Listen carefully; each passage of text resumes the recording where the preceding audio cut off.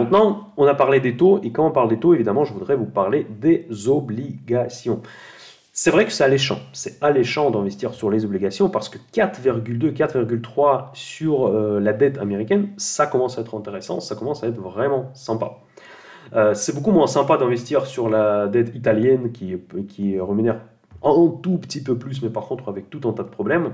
La dette française, la dette allemande, toujours n'est pas intéressante, on est toujours sous les 3%. Moi, personnellement, ça ne m'intéresse pas d'avoir 10% de l'inflation, et, bon, on n'a pas 10% encore, mais peut-être bientôt. Être rémunéré seulement de moins de 3%, ça ne m'intéresse pas. Aux États-Unis, la situation elle est toute différente parce que l'inflation, plus facile à maîtriser. En fait, l'origine de l'inflation aux États-Unis est un petit peu différente par rapport à l'origine de l'inflation en Europe. En Europe, on est vraiment calé à la guerre en Ukraine. Aux États-Unis, c'est plus l'échec Biden, ça en plus les différents programmes de stimulus qu'ils ont lancés après le Covid.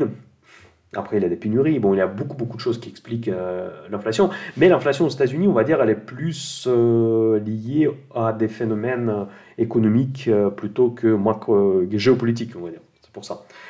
Je suis un peu plus de confiance dans ce qui se passe aux États-Unis. Les États-Unis, comme ça arrive souvent, s'en sortent mieux que l'Europe. Ça arrive malheureusement comme ça. Bon, malheureusement, si vous n'êtes pas aux États-Unis. La dette, en fait, la dette américaine, maintenant, elle vous offre plus d'intérêt que la dette européenne. Par contre, le taux de chance, il faut toujours garder en tête. Parce qu'aujourd'hui, le dollar, elle est extrêmement cher. L'indice de dollar, on est très haut. Donc si vous investissez évidemment dans la dette américaine, vous allez y investir 1 dollar. Et si jamais, après, le cours euro-dollar s'inverse, vous risquez de perdre tous vos profits sur le cours de change. Après, voilà, est-ce qu'il va s'inverser? Moi, je ne prends jamais des paris sur le devise. Comme je disais dans une de mes précédentes vidéos, que moi, je préfère avoir deux paniers, 50-50, à peu près en dollars, euros. Et du coup, je dorme tranquille. Pour moi, c'est très important, même si je suis un peu fatigué après tous mes voyages. Là. Pour moi, dormir tranquille, ça n'a pas de valeur. Donc du coup, moi, je préfère ne pas m'exposer, on va dire, directionnel sur le taux de change. Et je garde plusieurs devises, même, mais dominé largement par dollars et euros à peu près dans la proportion équivalente. Maintenant, les ETF. Vous pouvez investir de différentes manières sur les obligations, soit les acheter en direct, mais pour les acheter en direct, c'est pas évident parce que déjà, il faut avoir un broker qui est pertinent pour faire ce genre d'opérations. Ce marché est difficilement accessible aux particuliers, même si ça devient de moins en moins vrai en fait ce dernier temps parce que bon, il y a avec l'opération de nouveaux brokers comme DEGIRO, comme Interactive Brokers, bon Saxo Bank je ne le recommande pas du tout. Bon, les brokers modernes, grosso modo, ils vous donnent l'accès au marché obligataire. Mais il y a une autre alternative, c'est d'investir avec des ETF. Il y a une grosse différence. Attention, quand vous investissez directement sur une obligation, vous avez toujours une échéance. Donc vous avez un capital qui est garanti dans une certaine période. Quand vous achetez un ETF, vous n'avez pas cette échéance.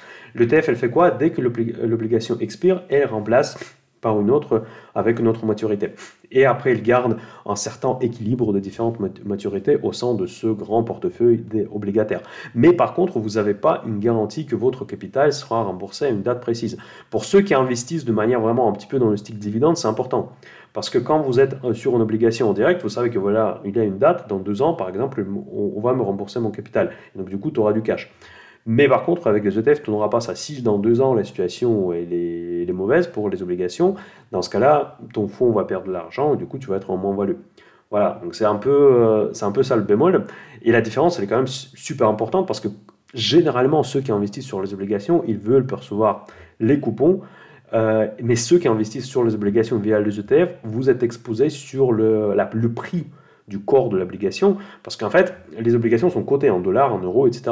Et après, le taux, il est calculé par rapport à son taux nominal et en fait, la valeur du marché. Par exemple, si l'obligation était émise à 100 dollars, après, elle a baissé de 2 dollars, donc du coup, votre taux, il a augmenté, en fait. Le taux réel que vous allez toucher sur cette obligation, il a augmenté de 2%. Si initialement, elle était émise à 3% et le prix, il a baissé de 2, donc ça veut dire que vous avez 5% pour cette obligation. Et vice-versa, évidemment. Il peut prendre de la valeur, donc du coup, il peut dépasser légèrement 100% si la situation s'est améliorée pour l'actif qui a émis une entreprise ou à l'État qui a émis cette obligation. Donc du coup, vous allez toucher moins que 3%, vous allez toucher 2,8, 2,5 et tout ça.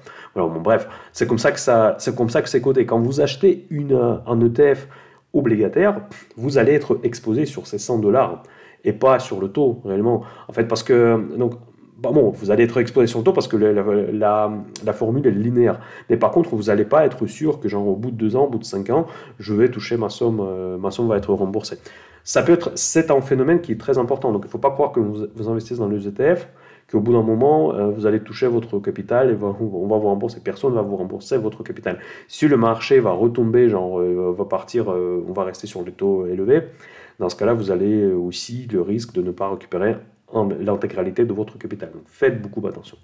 Quand on veut investir sur les ETF obligataires, souvent on parle de ce fameux ETF TLT qui propose les obligations américaines à des maturités très élevées. Et donc là, je vous donne juste cette information-là, si ça vous intéresse, si vous êtes quand même déjà pris la décision qu'avec les taux actuels, c'est quand même intéressant d'investir sur les obligues, mais regardez quand même, vous investissez en obligations et votre rendement year to date, YTD, ça veut dire year to date, il est d'au moins 35%, vous imaginez, c'est quand même fou parce que on pense d'investir sur un truc super sûr et vous pouvez quand même 35%. Il faut quand même faire attention, et ça c'est justement à cause de ce phénomène que je viens de vous expliquer, c'est le prix des obligations de la BCE, vous allez être payé. En fait, les États-Unis vont vous payer au bout de, je sais pas, 10 ans, 20 ans, votre capital. Ça, c'est sûr. Mais par contre, bon, c'est sûr, si les États-Unis n'explosent pas économiquement. Mais par contre, le prix des obligations sur l'année 2022 ont baissé de 35%. Et ça correspond à la hausse des taux. Donc au début de l'année, les taux étaient bien moins élevés qu'aujourd'hui. Et donc du coup, la différence, et voilà, c'est à peu près la différence. La hausse des taux, c'est à peu près ça doit être à peu près ça. Et donc, mais cette valeur-là que vous voyez sur votre écran, c'est pas par rapport au taux, mais elle est calculée à partir de la valeur de cette obligation que vous pouvez.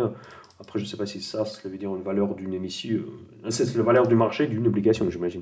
Parce que c'est très souvent que les obligations sont émises à un cours de 100 dollars. Après, je ne sais pas, c'est un espèce d'un standard sur les marchés. 100 dollars, et après, dès que la cotation commence, tous les jours, ça change et ça rajoute, ça enlève un petit pourcentage sur votre rendement réel. Donc, c'est un peu comme avec des dividendes pour les obligations. Par exemple, aujourd'hui, genre, je ne sais pas, Total, il coûte 52 euros. Et avec le cours d'action 52 euros, ça correspond à 6%, disons, je ne sais plus combien, de dividendes. Si demain elle baisse, donc, du coup ça va devenir 7%. S'il monte, ça va devenir 5%. Vous voyez, donc c'est le même principe. Voilà, quelques idées obligataires pour ceux qui s'intéressent. J'avoue que je suis un peu avec vous, ceux qui s'intéressent aux obligations, parce que ça, c'est vrai, c'est une idée aussi que j'ai en tête. Après, il faut que cette idée s'intègre d'une telle ou telle manière dans ma stratégie plus globale. Moi, je pense que je vais y investir, mais à travers, ce qui est rare pour moi d'ailleurs, à travers de différents supports comme assurance vie, comme PEA, de quelque chose à mon nom, parce que moi j'investis au nom de mon entreprise en fait, pour mon entreprise qui achète, quand j'achète les actions, quand je trade, je fais pas ça à mon nom, je fais avec une personne morale.